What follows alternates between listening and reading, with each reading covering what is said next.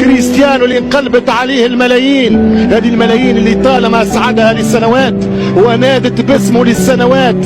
اضاف البرتغالي فيها للرداء الابيض نصاعة وبريق، واضاف لألقابها 15 بطولة ولسجلاتها 4 كرات من ذهب.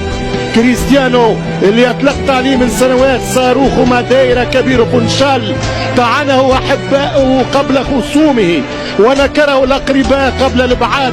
كريستيانو الهداف التاريخي للمرنجي وهداف الشامبيونز اللي براسه جاب الكوبا ديل ري وبساقه جات الشامبيونز وبقدمه من شهرين جات مونديال ابو ظبي.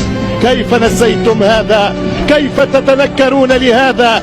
الآن صار رونالدو أعوج وأعرج ومحول، الآن أصبح الدون ما عنده في السوق ما يذوق.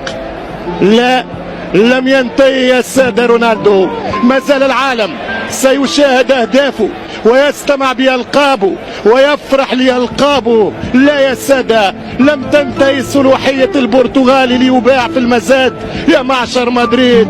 هذه كلمات ليست مرثية في نجم البرتغال، ولكنها مني قرار واعتراف.